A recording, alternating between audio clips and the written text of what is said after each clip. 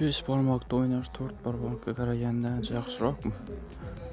Bugun ikkalasini real o'yinda test qilib ko'ramiz.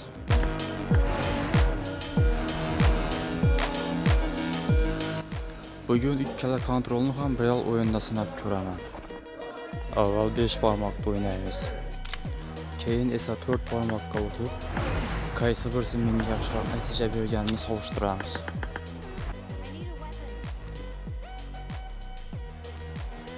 Besh barmoqda asosiy maqsadim movement va ayimni bir vaqtning o'zida yaxshiroq boshqarish.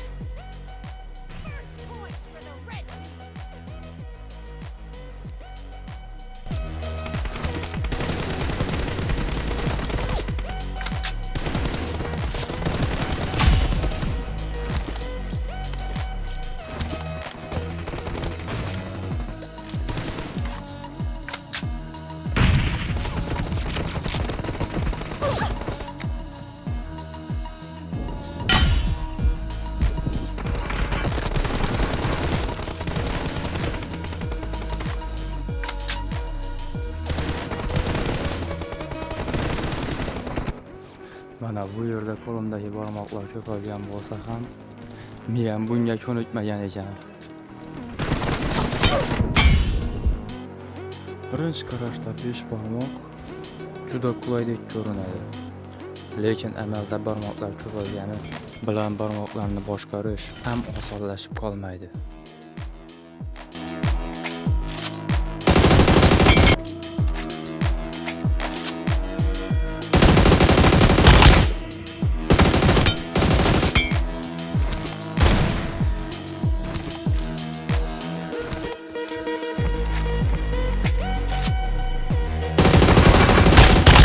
Mana shu vaziyatda esa menga qo'shimcha barmoqlar ancha yordam berdi. Demak, 5 barmoqdagi test tugadi. Bu kontrol menga ko'proq harakat imkonini berdi. Lekin endi asosiy savol: 4 barmoqda men bundan yaxshiroq natija qila olamanmi?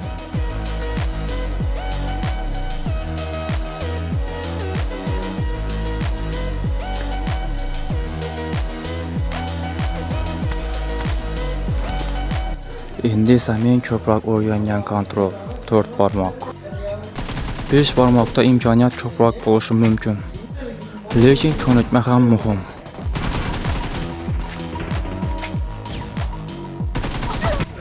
Bu joyda mening ham ko'proq 5 barmoq qo'ygan qolgan edi. Unstoppable! Killing spree for the blue team!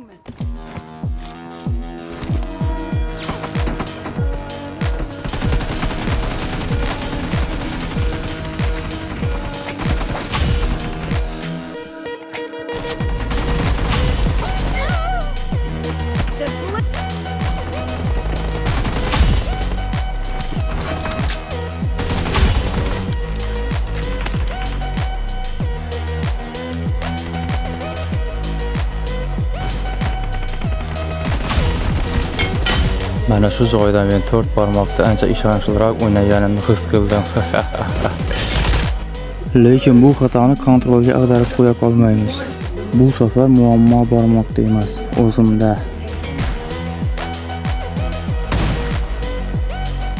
Mana test natijasi 5 barmoqda 4 ta yil, 4 barmoqda esa 7 ta yil. Mening fikrimcha, barmoqlar soniga qarab qaysi kontrol yaxshiroq deyish fikri noto'g'ri. Eng yaxshi kontrol o'zing eng yaxshi boshqara oladigan kontrol.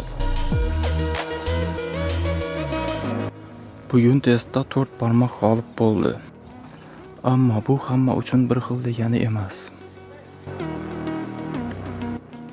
Siz o'zingiz nechta barmoqda o'ynaysiz? Kommentariyada yozib qoldiring. Keyingi videolarda yana boshqacha qiziq testlarni qilib ko'ramiz. Agar video sizga yoqqan bo'lsa, kanalga obuna bo'lib, like bosib qo'ying. Kanalni rivojlantirishga yordam bermoqchi bo'lganlar uchun karta ma'lumotlarini ekranga qoldiraman. Donat qilish majburiy emas. Lekin qo'llab-quvvatlamoqchi bo'lganlar yordam berishi mumkin. Ko'rishguncha hammaga omad. Keyingi videoda ko'rishamiz.